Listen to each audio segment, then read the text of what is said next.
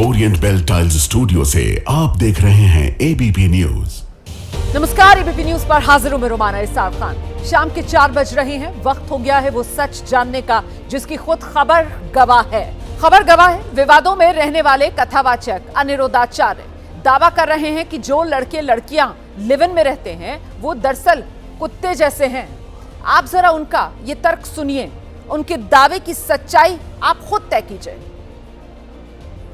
अब जिनकी सोच इतनी घटिया, देखो जो अपने को बेच रहा हो, औरों के आगे परोस रही हो या परोस रहा हो, अब बताइए जो स्त्री या पुरुष अपने आप को किसी और स्त्री या पुरुष के आगे परोस रही या परोस रहा हो, क्या उन लोगों के मुंह लगना चाहिए? पहले तो ये समझो इनका लेवल क्या है। बस वही कुत्ता बिल्लियों वाला लेवल। लेवन जो है, हमारे भारत के कुत्ते हजारों साल से लेवन में ही रहते हैं।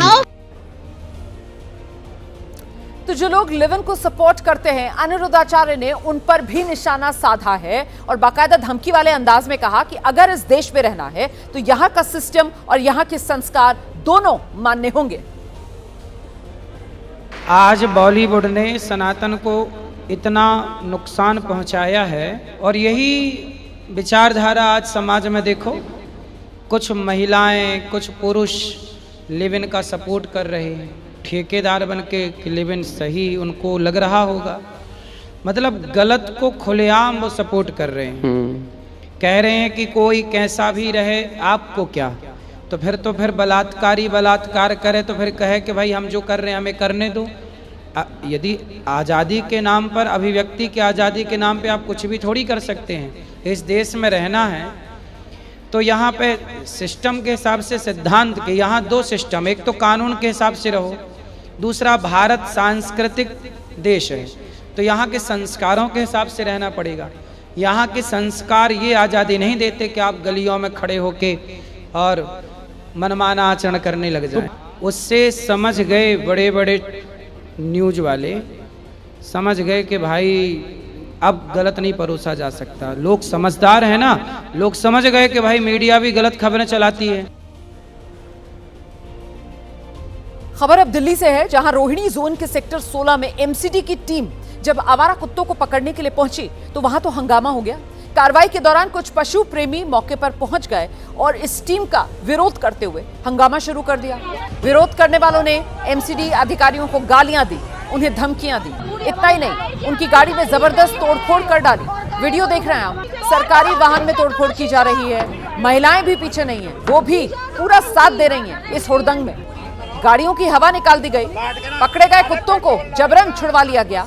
एमसीडी की टीम कुत्तों को नसबंदी के लिए पकड़ने आई थी और ये वीडियो 2 दिन पहले का बताया जा रहा है, जो अब वायरल हो रहा है। अरे हमें मारने से क्या होगा, हमारी गलती थी। उधर राजस्थान के बांसवाड़ा में लोगों में खौफ पैदा करने के लिए नकली पिस्टल के साथ वीडियो बनाकर सोशल मीडिया पर अपलोड करना एक युवक को भारी पड़ गया। पृथ्वीपुरा निवासी महेंद्र पारगी नाम का ये युवक है। सोशल साइट पर नकली पिस्टल के साथ वीडियो बनाया। इसमें जो बातें कही गई हैं उसके मुताबिक वो पुलिस को अपनी जेब में रखकर चलता है। पुलिस ने जब उसको पकड़ा तो उसका कहना था कि वो तो फिल्मों में गैंगस्टर को देखकर प्रभावित था, गैंगस्टर की तरह दिखने के लिए उसने ये वीडियो बनाया। पुलिस ने उसे गिरफ्तार कर लिया है। अब युवक माफी पे माफी मांग रहा है। महेंद्र है, मैंने इंस्टाग्राम सोशल मीडिया पर एक रील नकली पिस्टल हथियार के साथ रील बनाकर अपलोड की थी। उसके लिए मैं माफ़ी चाहता हूँ और मैं ऐसी गलती दोबारा नहीं करूँगा। रील के जरिए सोशल मीडिया पर फेमस होने का जुनून हदें पार कर रहा है। लोग रील बनाने के चक्कर में अपनी जान की भी परवाह नहीं कर रहे, अपनी जान भी जोखिम में डाल रहे हैं। ताजा मामला आया कर्नाटक से सामने। यहां ट्रैक्टर पर स्टंट करने और रील बनाने की लत ने एक 19 साल के लड़के की जान ले ली। ये घटना कब्बलीगेरे गांव की है, जहां किरण नाम का नौजवान रील के लिए तेज रफ्तार में ट्रैक्टर चला रहा था। इस दौरान मोड़ पर ट्रैक्टर का संतुलन बिगड़ा, ट्रैक्टर पलटा और उसी हादसे का वीडियो आप देख रहे हैं। इस हादसे में 19 साल के किरण की मौके पर ही मौत हो गई। इन दिनों वायरल होने के जुनून में, व्यूज और लाइक्स के चक्कर में कभी कोई बाइक से स्टंट कर रहा है, कभी कोई कार से स्टंट कर रहा है, कभी कोई रेलगाड़ी पर चढ़कर स्टंट कर रहा है और कोई ट्रैक्टर से स्टंट कर रहा है। लेकिन ये नहीं समझ रहे हैं लोग कि जरा सी गलती, छोटी सी गलती जिंदगी छीन सकती है। और ऐसा आए दिन हो रहा है। लोग अपनी जान गंवा रहे हैं, उनके परिवारों पर दुखों का पहाड़ टूट रहा है। ये सब जानते बूझते समझते हुए लोगों के सिर से वायरल होने का भूत नहीं उतर रहा। और उसी का नतीजा है कि एक और युवक ने स्टंट के चक्कर में, रील के फितूर में अपनी जान गंवा दी। 19 साल का किरण अब हमारे बीच नहीं है।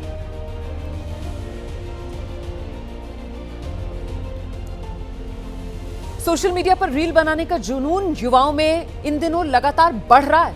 मध्य प्रदेश के रीवा में भी एक युवक ने अपने दोस्त के साथ थाने के सामने खड़े होकर पूरी टशन से रील बनाई और सोशल मीडिया पर वो रील अपलोड कर दी। वीडियो में नजर आ रहा है 2 आरोपी थाने में रील बना रहे हैं। हालांकि मामला तब बिगड़ गया जब ये वीडियो पुलिस तक पहुंच गया। पुलिस ने इन आरोपियों को कड़ी कार्रवाई की चेतावनी दी और फिर इनके सुर बदल गए। पुलिस को अपना बाप बता रहे हैं अब ये आरोपी। पुलिस सबकी बाप होती है और पुलिस से कोई नहीं लड़ सकता। मैं थाने में वीडियो बनाया था, मेरे से गलती हो गई। मैं उस वीडियो को अभी डिलीट करूंगा और इस तरह की गलतियां आप लोग मत करें और न करने दें किसी। बुलंदशहर में एक नाबालिग के साथ बेरहमी से मारपीट का वीडियो सामने है। ये वीडियो सोशल मीडिया पर वायरल है। वायरल वीडियो में एक दबंग डॉक्टर अपने क्लिनिक में एक नाबालिग से दूसरे नाबालिग की पिटाई करवा रहा है। क्लिनिक में किशोर से बेरहमी से मारपीट की जा रही है। आरोपी नाबालिग किशोर के शरीर पर लात घूसों से हमला कर रहा है। ये घटना गुलावटी के पुराना बाजार में एक क्लिनिक की बताई जा रही है। देखिए किस तरीके से एक नाबालिग से दूसरे नाबालिग को पिटवाया जा रहा है।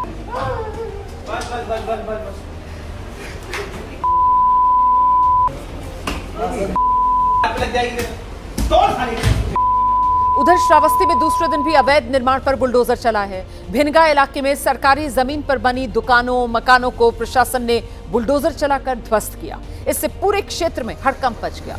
कार्रवाई के दौरान किसी भी प्रकार की अप्रिय घटना ना हो, इसके लिए बड़ी संख्या में पुलिस बल और प्रशासनिक अमला तैनात किया गया था। मौके पर अफसर लगातार निगरानी करते रहे। कार्रवाई शांतिपूर्ण ढंग से संपन्न हुई है। लगातार 2 दिन से बुलडोजर चलने की वजह से इस पूरे इलाके में दहशत का माहौल है। स्थानीय लोगों के बीच ये कार्रवाई चर्चा का विषय बनी हुई है। प्रशासनिक सख्ती ने अतिक्रमणकारियों को साफ संदेश दिया कि सरकारी जमीन पर कब्जा करने वालों पर अब किसी तरह की रियायत नहीं बरती जाएगी।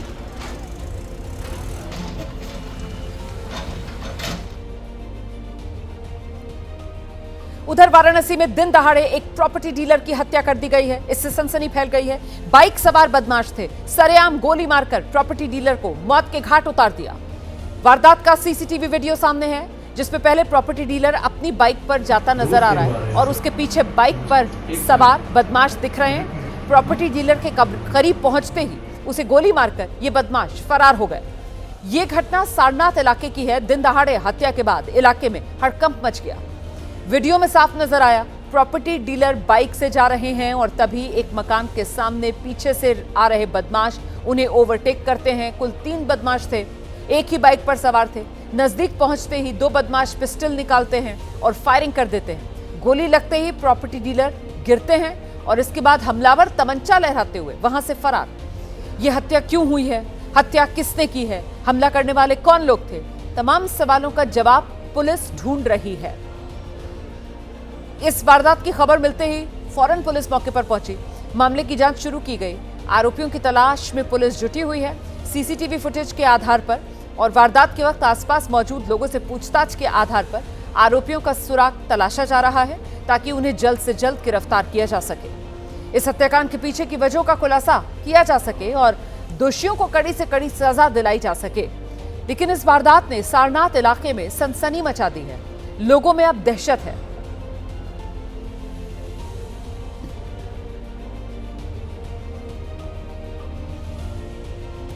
इधर राजधानी दिल्ली में एम्स के गेट नंबर 1 पर एक डॉक्टर को कार से कुचलने की कोशिश की गई है। यह घटना 18 अगस्त की है। पीड़ित डॉक्टर ने इस मामले में हौस खास थाने में केस दर्ज करा दिया है। ज्यादा जानकारी दे रही हैं हमारी सहयोगी अजातिका सिंह। एम्स में डॉक्टर की सुरक्षा को लेकर एक बार फिर से बड़े सवाल खड़े हुए हैं। एम्स के सीनियर डॉक्टर यानी कि अमित लठवाल ने एफआईआर दर्ज की है, जिसमें उन्होंने ये बताया है कि एक अज्ञात शख्स ने उनको गाड़ी से घसीटने की, मारने की कोशिश करी और एक बड़ा हादसा होते होते टल गया। इस वक्त तस्वीरें मैं आपको गेट नंबर 1 की दिखा रही हूँ, जहाँ पर ये पूरा हादसा हुआ। अमित लठवाल जो कि डॉक्टर हैं एम्स में, वो सीनियर डॉक्टर हैं इस अस्पताल में, कई सालों से काम कर रहे हैं और उन्होंने शिकायत दी इस हौसखास थाने में और ये बताया कि एक सफ़ेद रंग की मारुति स्विफ्ट जो है उसके ड्राइवर ने उन्हें कार से कुचलने तक की कोशिश की। डॉक्टर लठवाल बताते हैं कि कार जो है वो गलत तरीके से पार्क थी और आए दिन यहाँ पर यानी कि एम्स अस्पताल के अंदर और बाहर पार्किंग को लेकर बहुत दिक्कत होती है। बड़ी संख्या में जो गाड़ियाँ हैं यहाँ पर आती हैं। डॉक्टर लठवाल उस समय साइकिल पर सवार थे, अपने कैंपस के अंदर ही वो जा रहे थे और अक्सर जो डॉक्टर्स हैं, जो रेजिडेंट डॉक्टर्स हैं या कैंपस के आसपास रहते हैं, वो साइकिल का इस्तेमाल करते हैं। ऐसे में वो साइकिल पर सवार थे, उन्होंने देखा कि एक गाड़ी की वजह से जैम बहुत हो रहा है, तो उन्होंने उस स्विफ्ट गाड़ी को इशारा किया, ड्राइवर को गाड़ी पीछे करने को कहा, लेकिन गाड़ी पीछे करने की बजाय जो ड्राइवर है उसने गाड़ी डॉक्टर से टकरा दी। और इसी के साथ इस पूरे मामले को लेकर अब डॉक्टर अमित लठवाल ने शिकायत जो है वो हौसखास थाने में दर्ज कर दी है, जहां पर एफआईआर इस पूरे मामले में हो गई है और धारा 110। वहीं औरैया में दबंगों ने फैक्ट्री का काम कर रहे मजदूरों के साथ बेरहमी से मारपीट की है। दबंगों ने लाठी डंडों से लैस होकर मजदूरों पर हमला बोल दिया और बाकायदा मजदूरों को गिरा गिरा कर पीटा गया है। वीडियो दिखाते हैं आपको कैसे दबंग मजदूरों को पकड़कर बेरहमी से मजदूरों को पीट रहे हैं। न सिर्फ मजदूरों की पिटाई की गई, फैक्ट्री मालिक को भी गोली मारने की धमकी दी गई है। ये वीडियो सोशल मीडिया पर वायरल है और इसके बाद पुलिस ने अब कार्रवाई की बात कही है। ये मामला दिबियापुर थाना क्षेत्र की प्लास्टिक सिटी का है।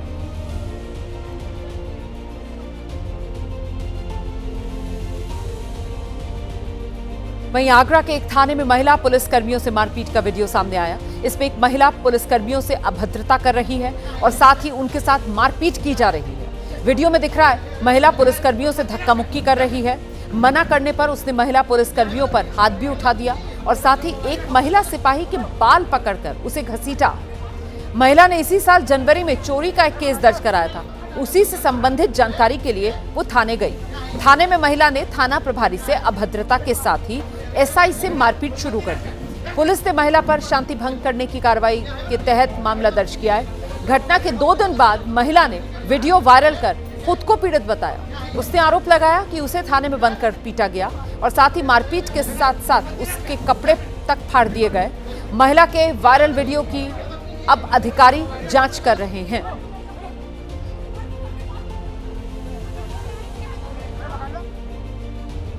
गाजियाबाद का पॉश इलाका, यहां सोसाइटी में 2 पालतू कुत्तों ने एक युवती पर हमला कर दिया।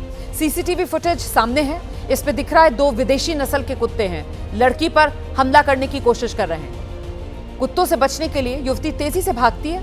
युवती के पिता के मुताबिक जान बचाने के चक्कर में लड़की सीढ़ियों से लड़खड़ाकर गिर गई, जिससे उसके सिर में अंदरूनी चोट आ गई है। लड़की के पिता की तहरीर पर पुलिस ने मुकदमा दर्ज कर लिया है। 18 अगस्त की यह घटना राजनगर एक्सटेंशन के KW सृष्टि सोसाइटी की है।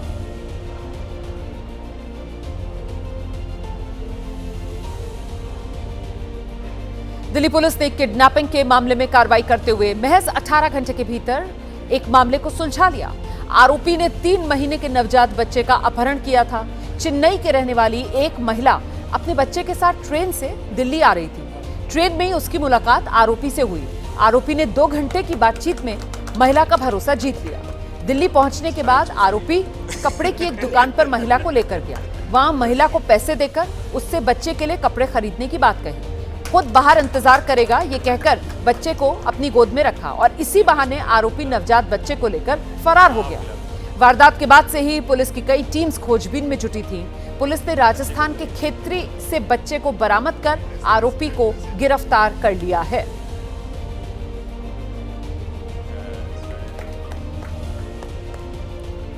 बिहार में सरेआम फायरिंग का एक सनसनीखेज वीडियो सामने आया है। घटना नवादा जिले की बताई जा रही है, जहां एक शख्स ने दबंगई दिखाते हुए सरेआम फायरिंग कर दी। ये मामला नवादा के बिक्कू गांव का है, जहां 2 परिवारों के बीच जमीन को लेकर विवाद इस कदर बढ़ा कि नौबत गोलीबारी तक आ गई। सरेआम फायरिंग का वीडियो सोशल मीडिया पर वायरल है, जिसमें ये शख्स बेखौफ होकर गोली चलाता दिख रहा है। वीडियो में पहले ये शख्स पिस्तौल लहराते हुए दिखाई देता है। आसपास कई लोग उसे समझाने की कोशिश कर रहे हैं, लेकिन वो उनकी ओर भी पिस्तौल तानकर उन्हें भी धमका रहा है। थोड़ी देर में हवाई फायरिंग कर देता है, जिससे लोग दहशत से भर जाते हैं। पुलिस को मामले की सूचना मिली। वायरल वीडियो के आधार पर आरोपी की तलाश हुई, लेकिन इस तरह सरेआम फायरिंग से इलाके के लोग खौफ में हैं और एक बार फिर बिहार में अपराधी प्रवृत्ति के लोगों के हौसले बुलंद हैं और कानून का इकबाल कम होने की बात कही जा रही है।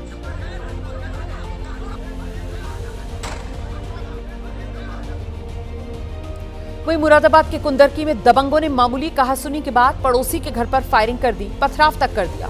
घर में घुसकर मारपीट भी की गई है। दरअसल हैदर अली नाम का युवक अपना मकान बनवा रहा था। इसी दौरान पड़ोसी के घर की दीवार राजमिस्त्री ने तोड़ दी। इसी बात से नाराज होकर दबंगों ने धारदार हथियार लेकर हैदर अली और उनके परिवार पर हमला बोल दिया। इस हमले में 2 लोग घायल हो गए। साथ ही दबंगों ने अपने साथियों को बुलाकर हैदर अली के घर पर पथराव किया, फायरिंग तक की गई। वीडियो में साफ देखा जा सकता है दबंग घर के बाहर पथराव भी कर रहे हैं, हथियार भी लहरा रहे हैं, धमकियां दे रहे हैं। पीड़ित परिवार ने किसी तरीके से गेट बंद कर अपनी जान बचाई। अब हैदर अली ने थाने में शिकायत पत्र देकर हमलावरों पर कड़ी कार्रवाई की मांग की है। मध्य प्रदेश के भोपाल में बुलडोजर वाली कार्रवाई की गई है। ये एक्शन वहां के रसूखदार मछली परिवार के खिलाफ लिया गया। दरअसल मछली गैंग पर ड्रग तस्कर के गंभीर आरोप लगे हैं। इतना ही नहीं, धर्मांतरण और लव जिहाद का रैकेट चलाने के भी इस परिवार पर आरोप लगे हैं और साथ ही अश्लील वीडियो के जरिए ब्लैकमेलिंग करता था ये परिवार। ऐसे गंभीर आरोपों के कटघरे में भी इस वक्त ये मछली परिवार है। इसके बाद बुलडोजर वाली कार्रवाई की गई है। देख रहे हैं आप अवैध निर्माण इस मछली परिवार का कैसे गिराया गया है। मध्य प्रदेश की राजधानी भोपाल की ये तस्वीरें आपके सामने दिखाते हैं आपको। मौके से एबीपी न्यूज संवाददाता अंबुज पांडे की एक रिपोर्ट। ये मकान का पीछे का हिस्सा है, बहुत बड़ा गार्डन है और उसके बाद ये मकान शुरू होता है। इस मकान में 3 मंजिल का ये मकान है। करीब 20 से 25 करोड़ रुपए इस मकान की, इस कोठी की कीमत बताई जा रही है। और जो ये मकान है अब इसमें एक्शन भी देखा जा रहा है, बुलडोजर एक्शन। और जिस तरीके से ये जो पूरा मछली परिवार है, उसका नाम आया बीते दिनों ड्रग सप्लाई के मामले में, उनको आरोपी बनाया गया। उसके बाद जिस तरीके से आर्म्स डीलिंग में भी आरोपी बनाया गया और इसके साथ साथ जिस तरीके से बीते दिनों जो टीआईटी कॉलेज में लड़कियों के साथ में अश्लील वीडियो और ब्लैकमेलिंग के तार भी सीधे सीधे इसी परिवार से जुड़े, तब जाकर के सरकार की निगाहें टेढ़ी हुई और उस मकान में, जिस मकान में बड़े बड़े रसूखदार लोग आया करते थे, बड़े बड़े फैसले हुआ करते थे, उसी का पिछला हिस्सा है जहां पर आज एक्शन हो रहा है। और ये बात साबित करती है कि जब सरकार और कानून चाह ले तो बड़े बड़े रसूखदारों के घरों में भी इसी तरीके के एक्शन हुआ करते हैं। लेकिन सवाल ये भी उठता है कि आज इस घर को अवैध बता करके इसमें जो बड़ा एक्शन हो रहा है, जब तक ये आरोप नहीं लगे थे तब तक चाहे शासन हो चाहे प्रशासन हो, उनकी भी आंखें बंद क्यों थी। अहमदाबाद में 10वीं के छात्र की हत्या को लेकर बवाल जारी है। कल हिंदू संगठनों के बाद आज लॉ एंड ऑर्डर के विरोध में एनएसयूआई कार्यकर्ता सड़क पर उतरे। इस दौरान हत्या के विरोध में जमकर नारेबाजी की गई। स्कूल के ही एक छात्र पर हत्या का आरोप है। सांप्रदायिक तनाव को रोकने के लिए भारी संख्या में पुलिस बल तैनात किया गया है।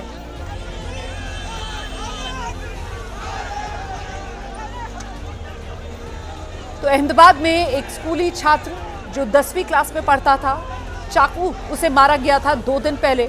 उसी स्कूल में 8वीं क्लास में पढ़ने वाले छात्र पर ये आरोप लगे, जिसे बाद में पुलिस ने हिरासत में ले लिया था। जख्मी हालत में वो छात्र स्कूल परिसर में आया, लेकिन वक्त रहते उसे अस्पताल तक नहीं पहुंचाया गया। इसी को लेकर कटघरे में स्कूल प्रबंधन को अभिभावक करते हुए सड़क पर उतरकर विरोध करते हुए इस बीच पुलिस की जांच में आरोपी छात्र ने घटना के बाद जो चैट की है वो सामने आई है। इसमें उसने एक दोस्त के साथ बातचीत में अपना गुनाह भी कबूला है। उसकी चैट के 6 स्क्रीनशॉट सामने हैं जिसमें आरोपी छात्र बता रहा है कि उसने चाकू मार दिया। अपने दोस्त से वो बात कर रहा है और दोस्त से बात कर रहा है, देखिए कैसे दोस्त से बात करते हुए उसने अपना गुनाह कबूला। भाई तुमने कुछ किया आज? दोस्त उसका सवाल पूछ रहा है तो आरोपी उसको जवाब दे रहा है हाँ। दोस्त फिर पूछ रहा है भाई तुमने चाकू मारा था? आरोपी सवाल पूछता है पहले तुम्हें किसने बोला? दोस्त कहता है कॉल करो 1 मिनट, कॉल पे बात करते हैं। आरोपी कहता है नहीं नहीं। फिर दोस्त चैट पे ये सब नहीं उसको कहता है। दोस्त कहता है तेरा नाम पहले आया दिमाग में? आरोपी कहता है अभी बड़ा भाई है साथ में। फिर आरोपी कहता है उसको खबर नहीं है। फिर आरोपी पूछता है अपने दोस्त से किसने बताया? दोस्त कहता है वो मर गया है शायद। आरोपी कहता है हैं? कौन था वैसे? दोस्त चाकू तूने मारा था? पूछता है उससे। तो आरोपी कहता है हाँ। तो दोस्त कहता है हुआ क्या था? आरोपी कहता है अरे मुझे बोल रहा था कौन है क्या कर लेगा तू। तो इस पर दोस्त कहता है तो चाकू थोड़ा ही मारना होता है ऐसा। दोस्त कहता है मार पीट देता, मार नहीं डालना था। आरोपी कहता है अब जो हुआ सो हो गया। तो देखिए किस तरीके से इस चैट में इस आरोपी लड़के ने खुद अपना गुनाह कबूला।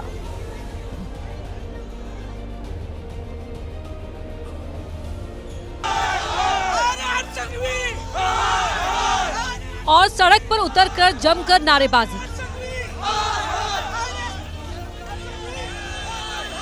बड़ी संख्या में प्रदर्शन करने पहुंचे लोग दौड़ते हुए स्कूल की ओर बढ़ रहे थे, लेकिन जैसे ही भीड़ स्कूल के गेट पर पहुंची पुलिस ने उन्हें रोक लिया। लेकिन प्रदर्शनकारी मानने को तैयार नहीं थे और स्कूल के अंदर जाने के लिए पुलिस वालों से धक्का मुक्की करने लगे। काफी देर तक इसी तरह पुलिस और प्रदर्शनकारियों के बीच धक्का मुक्की चलती रही। जब स्थिति बिगड़ने लगी तो पुलिस ने उन्हें हिरासत में लेना शुरू कर दिया। पुलिस एक एक प्रदर्शनकारी को पकड़कर गाड़ी में बैठाने लगी। इस दौरान कई महिलाओं ने हिरासत में लेने का विरोध किया। पुलिस ने उन्हें समझाने की कोशिश की, लेकिन जब लोग नहीं माने तो कई प्रदर्शनकारियों को हिरासत में लेकर वहां से हटा दिया। लेकिन इस हत्याकांड को लेकर स्कूल प्रशासन के खिलाफ छात्रों में आक्रोश कम नहीं हुआ। कंटेनर्स बुला सकते हैं, अगर खून धोने के लिए तो एक एम्बुलेंस को कॉल नहीं कर सकता कोई? बेसिक मेडिकल किट तो होनी चाहिए ना, क्या पता वो बच जाता है इस चक्कर में। अगली खबर का रुख करेंगे। अमरोहा से वैष्णो देवी की यात्रा पर निकले श्रद्धालुओं की बस हादसे का शिकार हो गई। दरअसल बस का टायर फटा और बस पुल से सीधे नीचे खाई में जा गिरी। इस हादसे में एक युवक की दर्दनाक मौत हुई है। 35 से ज्यादा श्रद्धालु गंभीर रूप से घायल हुए हैं। यह हादसा जम्मू कश्मीर के लखनपुर बॉर्डर के नजदीक हुआ। बस में सवार सभी लोग अमरोहा के रहने वाले थे। हादसे के बाद घायल श्रद्धालुओं के परिजनों को अब अपनों की चिंता सता रही है।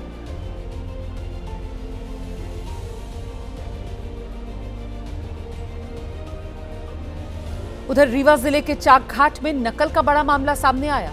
सोशल मीडिया पर वायरल एक वीडियो में टीडी कॉलेज की परीक्षा कक्ष का नजारा देखकर लोग हैरान हैं। वीडियो में छात्र छात्राएं बिना किसी डर के, बिना किसी झिझक के बाकायदा टेबल पर किताबें खोलकर अपनी परीक्षा दे रहे हैं। आरोप है कि नकल कराने के लिए किताबें खुलेआम उपलब्ध कराई गई थी। इतना ही नहीं, जिन छात्रों को दिक्कत हो रही थी उनके लिए अलग से मददगार भी बिठा दिए गए। ये वीडियो जब वायरल हुआ इसके बाद शिक्षा विभाग ने मामले की जांच के आदेश दिए हैं।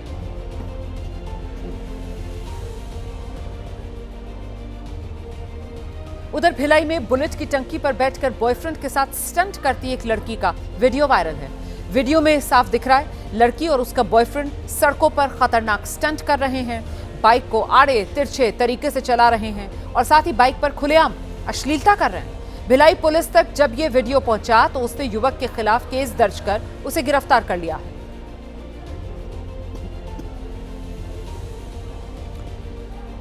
वहीं उत्तराखंड के रानीखेत में सीसीटीवी में जो कुछ रिकॉर्ड हुआ है उसको देखकर तो हड़कंप मच गया है। बीच बाजार एक तेंदुआ चहलकदमी करता दिख रहा है। इतना ही नहीं, तेंदुआ एक घर के भीतर घुसा। इस सीसीटीवी फुटेज को जिसने भी देखा उसके होश फाख्ता हो गए। जब रात के अंधेरे में तेंदुआ बाजार भ्रमण को निकला, अचानक घूमते घूमते तेंदुए की नजर इस पर पड़ी। तेंदुए ने अपने कदम घर की तरफ मोड़ दिए और घर में जा घुसा, लेकिन कुछ ही देर बाद उन्हीं सीढ़ियों से वापस आया और फिर वहां से आगे चला गया। वो तो भला हो ये तेंदुआ रात के अंधेरे में आया, तब पूरा रानीखेत सो रहा था, नहीं तो बड़ा हादसा हो सकता था। महाराष्ट्र के यवतमाल में एक गड्ढे में 4 बच्चों के डूबने की दर्दनाक घटना सामने आई है। वर्धा नांदेड़ रेलवे स्टेशन के पास निर्माणाधीन रेलवे फ्लाईओवर के लिए ये गड्ढा खोदा गया। रेलवे की लापरवाही की वजह से चारों बच्चे इस गड्ढे में डूब गए। घटना की जानकारी मिलते ही कुछ स्थानीय युवक उन्हें बाहर निकालने के लिए दौड़े। हालांकि बच्चों की हालत गंभीर होने के कारण उन्हें प्राथमिक उपचार के बाद यवतमाल के बड़े अस्पताल रेफर किया गया। बाद में डॉक्टर्स ने उन्हें मृत घोषित कर दिया। ये सभी बच्चे दारवा के रहने वाले थे। इनकी उम्र 10 से 14 साल बताई जा रही है।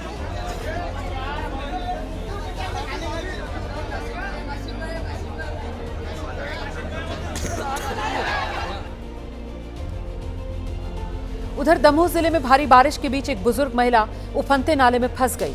महिला जानवरों को लेकर खेतों में गई थी। अचानक बारिश हो गई तेज, नाले में पानी बढ़ गया, जिससे बुजुर्ग महिला वहीं फंस गई। इस बीच कुछ युवकों ने महिला को जब फंसे हुए देखा तो अपनी जान की परवाह किए बगैर महिला को रेस्क्यू किया।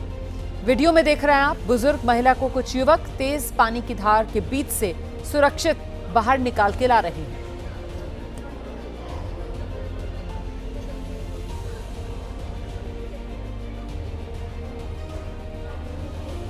लखनऊ में गोमती नदी का जलस्तर बढ़ने और जलकुंभियों के दबाव से गौघाट का पीपा पुल टूट गया है। ये पुल फैजुल्लागंज और गौघाट को जोड़ता था। पुल टूट जाने की वजह से करीब 13 गांव ऐसे हैं जहां अब हजारों की संख्या की जो आबादी है वो प्रभावित हो रही है। लोगों के पास आने जाने के लिए सिर्फ नाव है और कोई सहारा नहीं है।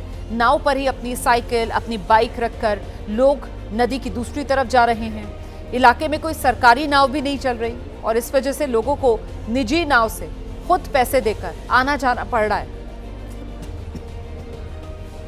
गोमती नदी इस वक्त उफान पर है और इस उफान के कारण कई आसपास के जो क्षेत्र हैं उसमें जल जमाव जो है वो हो चुका है और बड़ी संख्या में जो गांव हैं वहां पर जल भराव भी है। और कई ऐसे क्षेत्र हैं जो एक तरफ से दूसरी तरफ जाने के लिए जहां पर पहले लोग आसानी से चले जाते थे या जो सामने की तरफ में ये पॉन्टून पुल है इसका सहारा ले लेते थे, वो अब इस बाढ़ की स्थिति में ये पॉन्टून पुल देखिए तो ये टूट चुका है। आपको बता दें कि इस कारण जो है 13 ऐसे गांव हैं जिनका संपर्क अब एक तरफ से दूसरी तरफ जाने से टूटा हुआ है। जो पहले इसी पॉन्टून पुल का सहारा लेकर के लोग एक तरफ से दूसरी तरफ जाते थे, पर जिस तरीके से जलकुंभी बढ़ी उसके बाद जो जल भराव है वो बढ़ा, उसके बाद ये पॉन्टून पुल देखिए इसका जो वो जो है वो टूट गया है और इस कारण लोग अब नावों का सहारा लेकर के एक तरफ से दूसरी तरफ जाते हैं। चाहे बच्चों को स्कूल जाना हो, चाहे लोगों को दवा के लिए जाना हो, सबको नाव का ही सहारा लेना पड़ता है। हम भी इस वक्त एक नाव पर ही मौजूद हैं और आप देखिए नाव की तस्वीरें देखिए तो बड़ी संख्या में जो बच्चियां हैं, महिलाएं हैं, जिनको स्कूल जाना है, जिनको डॉक्टर के पास जाना है, ऐसे लोग यहां पर मौजूद हैं और ये तमाम लोग सिर्फ नाव का सहारा लेकर के ही एक तरफ से दूसरी तरफ जा पाते हैं, क्योंकि अगर नाव के सहारे नहीं जाते हैं तो जो सड़क मार्ग है वो लगभग 14 किलोमीटर से अधिक का जो दूरी है वो उनको तय करनी पड़ती है। और जिन लोगों के स्कूल आसपास में है उनको वो कोशिश करते थे पहले पॉन्टून पुल के सहारे, अब जब से पुल टूट गया है तब से नाव का सहारा लेकर के ही वो इस तरीके से जो है एक तरफ से दूसरी तरफ जाते हैं। ये वो पुल है जो सरकार की तरफ से बनवाया जा रहा है। हालांकि पिछले 6-7 महीने पहले इसकी शुरुआत हुई थी, लेकिन अभी लगभग 1 साल के आसपास का ऐसा समय माना जा रहा है कि जब ये पुल जो है वो पूरा होगा और अगली साल तक लोगों को उम्मीद है कि लोग आसानी से एक तरफ से दूसरी तरफ जा सकेंगे। पर फिलहाल नाव का सहारा तो लोग ले रहे हैं, लेकिन नाव के कारण लोगों का जो समय है वो काफ़ी ज़्यादा खर्च हो जाता है। सही समय पर लोग सही जगह पर नहीं पहुँच पा रहे हैं। उधर उत्तराखंड में कालाढूंगी में एक बाइक सवार गुंडी नाले के तेज बहाव में बह गया। दरअसल बारिश की वजह से जो नाला था वो पूरी तरीके से उफान पर है। इस मानसून के मौसम में तेज बारिश हो रही है रह रहकर और इसी वजह से ये नाला पूरी तरह उफान पर। बाइक सवार ने लोगों के मना करने के बावजूद इस उफनते नाले में बाइक उतार दी और नतीजा देखिए कैसे बाइक सवार बाइक संभाल नहीं पाया और पानी के तेज बहाव में बहने लगा। वीडियो में साफ नजर आ रहा है, जैसे ही बाइक सवार पानी में गिरा बहने लगा वो बाइक भी तेज पानी के बहाव में बहने लगी। मौके पर मौजूद ग्रामीणों ने बाइक सवार की मदद की, उसे सुरक्षित बाहर निकाल लिया। ये घटना कोटाबाग चौकी इलाके की है।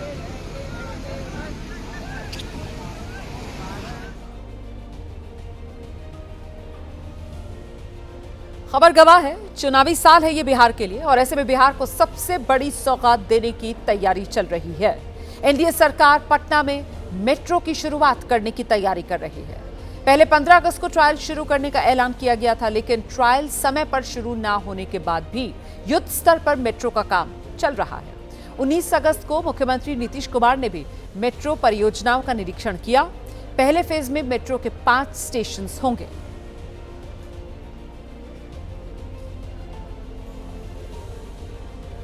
सौगात के इंतजार में पूरा बिहार बैठा है, क्योंकि 15 अगस्त को मेट्रो का ट्रायल राजधानी पटना में होना था।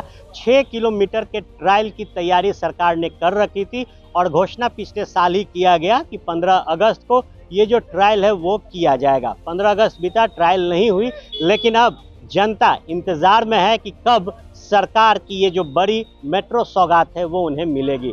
इस वक्त हम राजधानी पटना स्थित बैरिया डिपो में मौजूद हैं, जहां पर पूरा मेट्रो का जो काम है वो किया जा रहा है और यहीं पर 3 जो रैक हैं मेट्रो के वो लाकर रखे गए हैं और इसी ओवरब्रिज से जो मेट्रो की शुरुआत है वो राजधानी पटना में होगी।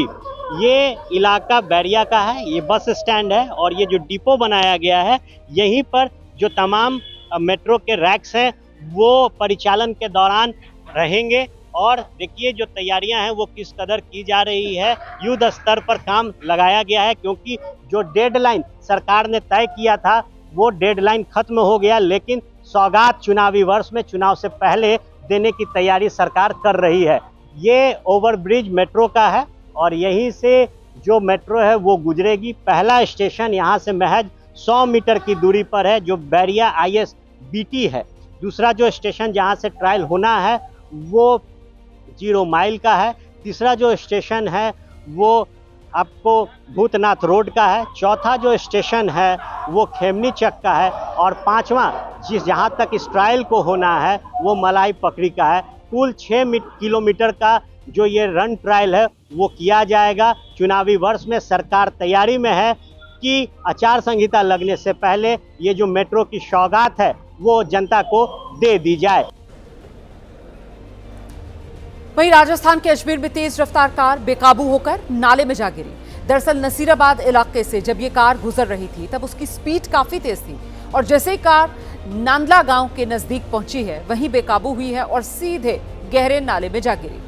वीडियो में आप देख रहे हैं नीले रंग की SUV है, नाले में गिरी हुई नजर आ रही है। आसपास मौजूद लोग फौरन दौड़े। उन्होंने कड़ी मशक्कत के बाद ड्राइवर को नाले से बाहर निकाला और बाद में मौके पर पहुंची पुलिस ने क्रेन की मदद से कार को भी नाले से बाहर निकाला।